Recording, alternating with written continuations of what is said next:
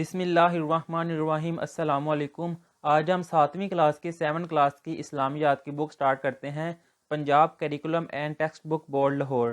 پنجاب کی جو نیو بک ہے یہ وہ والی بک ہے، ہم اس کو سٹارٹ کرتے ہیں۔ اس کی فہرست کا جو سا باب نمبر اول ہے ترجمہ قرآن، حفظ قرآن مجید، حفظ ترجمہ، حدیث نبوی صلی اللہ علیہ وآلہ وسلم اور دعائیں، یہ ساری جو سی بک پہ سالو ہیں۔ ہم اس کا باب نمبر 2 سٹارٹ کرتے ہیں، ایمانیات و عبادات۔ اس کا الف والا حصہ ہے ایمانیات اور بے والا ہے عبادات۔ اب ایمانیات علی والے حصے کے آگے پارٹ ہے عقیدہ ختم نبوت، جو کہ صفحہ نمبر 10 پہ ہے۔ اس کی مشق کا پہلا سوال ہے، اس کی مشق جو کہ پیج نمبر 13 پہ ہے بک کے، الف والا ہے سب سے پہلے نبی ہیں حضرت آدم علیہ السلام، حضرت ابراہیم علیہ السلام، حضرت موسیٰ علیہ السلام، حضرت عیسیٰ علیہ السلام۔ تو اس کا جواب ہے حضرت آدم علیہ السلام۔ دوسرا ہے حضرت محمد رسول اللہ خاتم النبیین صلی اللہ علیہ وآلہ وسلم کے بعد قیامت تک اب کوئی نبی نہیں آئے گا۔ اس عقیدے کو کہتے ہیں عقیدہ تقدیر، عقیدہ آخرت، عقیدہ توحید یا عقیدہ ختم نبوت۔ تو اس کا جواب ہے عقیدہ ختم نبوت۔ تیسرا ہے نبوت کے جھوٹے مدعی مسلمہ کذاب کی سرکوبی کے لیے لشکر بھیجا گیا، یمامہ کی طرف، یمن کی طرف، بدر کی طرف، شام کی طرف۔ تو اس کا جواب ہے یمامہ کی طرف۔ آگے چوتھا ہے جنگ یمامہ میں شہید ہونے والے مسلمانوں کی تعداد ہے 1200، 1300، 1400 یا 1500۔ تو اس کا جواب ہے 1200۔ اب آخری ہے پانچواں عقیدہ ختم نبوت کا اولین تقاضا ہے مسجد بنوانا، جہاد کرنا، صدقہ و خیرات کرنا، ہر طرح اس کا دفاع کرنا۔ تو اس کا جواب ہے ہر طرح اس کا دفاع کرنا۔ اب اس کا اگلا سوال ہے سوال نمبر 2، مختصر جواب دیں۔ یہ بھی پیج نمبر 13 پہ ہے۔ اب اس والا پہلا سوال ہے اللہ تعالیٰ نے انبیاء کرام علیہ السلام کو دنیا میں کیوں بھیجا؟ تو اس کا جواب پیج نمبر 10 پہ ہے۔ اللہ تعالیٰ نے انسانوں کی ہدایت کے لیے انبیاء کرام علیہ السلام کو دنیا میں بھیجا، یہ اس کا جواب ہے۔ اب اگلا سوال، دوسرا سوال ہے عقیدہ ختم نبوت سے کیا مراد ہے؟ تو اس کا جواب پیج نمبر 10 پہ ہی ہے۔ حضرت محمد رسول اللہ خاتم النبیین صلی اللہ علیہ وآلہ وسلم کے بعد قیامت تک کوئی نبی یا رسول نہیں آئے گا، اسی لیے آپ خاتم النبیین یعنی آخری نبی ہیں۔ جو شخص آپ خاتم النبیین صلی اللہ علیہ وآلہ وسلم کے بعد رسالت یا نبوت کا دعویٰ کرتا ہے وہ جھوٹا اور دائرہ اسلام سے خارج ہے۔ اسلام کے اس بنیادی عقیدے کو عقیدہ ختم نبوت کہتے ہیں، یہ ہے اس کا جواب۔ اب اگلا تیسرا سوال ہے عقیدہ ختم نبوت کے بارے میں ایک آیت کا ترجمہ لکھے۔ اس کا جواب پیج نمبر 11 پہ ہے سٹارٹ میں۔ عقیدہ ختم نبوت قرآن مجید میں مذکور بہت سی آیات سے ثابت ہے کہ ختم نبوت کے حوالے سے قرآن مجید میں بہت سی آیتیں ہیں۔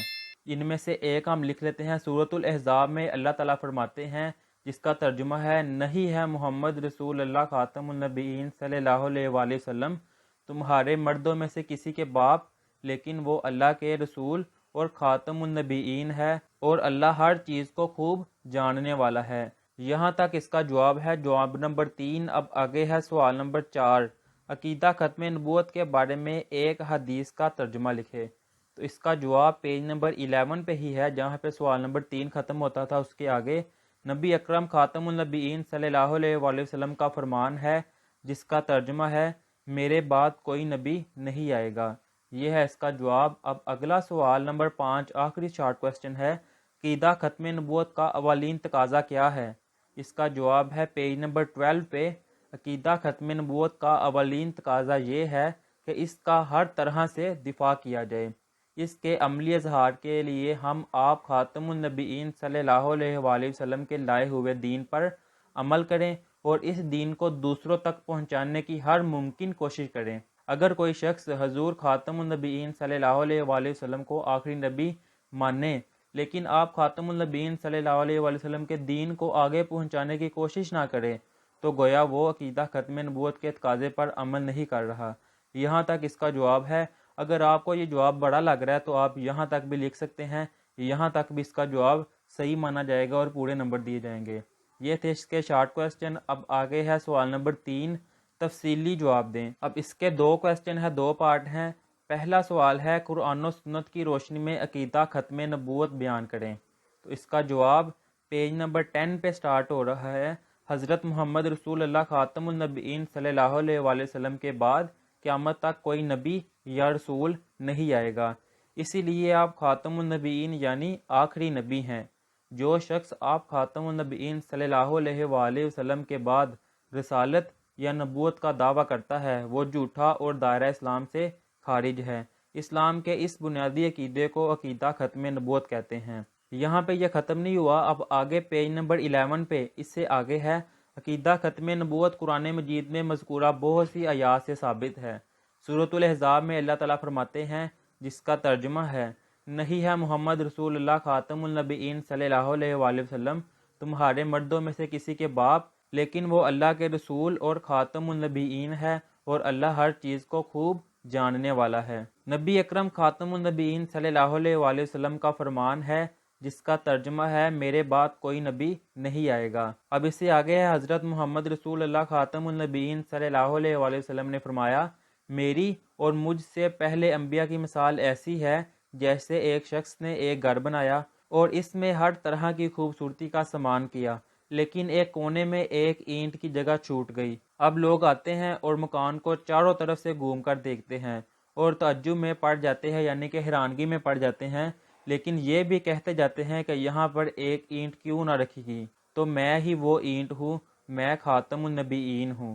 یہاں تک اس کا جواب ہے، لانگ کویسچن کا تفصیلی جواب کا یہاں پہ ختم ہو گیا ہے۔ اب دوسرا ہے، حضرت ابوبکر صدیق رضی اللہ تعالی عنہ نے عقیدہ ختم نبوت کا کیسے تحفظ کیا، تفصیلاً بیان کرے۔ تو اس کا جواب پیج نمبر 11 پر ہے۔ عقیدہ ختم نبوت کے تحفظ کے لیے حضرت ابوبکر صدیق رضی اللہ تعالی عنہ نے ہر قسم کی مصلحت کو بالائے طاق رکھتے ہوئے نبوت کا جھوٹا دعویٰ کرنے والوں کے خلاف جہاد کیا۔ عقیدہ ختم نبوت کے تحفظ کے لیے جو سب سے پہلے جنگ لڑی گئی اسے جنگ یمامہ کہتے ہیں۔ یہ جنگ مسلمہ کذاب کے خلاف لڑی گئی۔ اس کے آگے ہے پیج نمبر 12 پہ سٹارٹ میں، حضرت ابوبکر صدیق رضی اللہ تعالی عنہ نے نبوت کے جھوٹے مدعی مسلمہ کذاب کی سرکوبی کے لیے ایک لشکر تیار کیا۔ اسلامی فوج یمامہ پہنچی، جہاں زبردست جنگ ہوئی۔ مسلمہ کذاب کے 21,000 آدمی مارے گئے، مسلمہ کذاب قتل ہوا اور باقی لوگ بھاگ گئے۔ اسلامی لشکر کے 1200 مجاہدین شہید ہوئے، جن میں 700 قرآن مجید کے حافظ تھے۔ یعنی کہ جب جنگ ہوئی تو کافروں کے مسلمہ کذاب کے 21,000 آدمی مارے گئے اور باقی سارے بھاگ گئے، اور مسلمانوں کے 1200 افراد شہید ہوئے، جن میں 700 افراد قرآن مجید کے حافظ تھے۔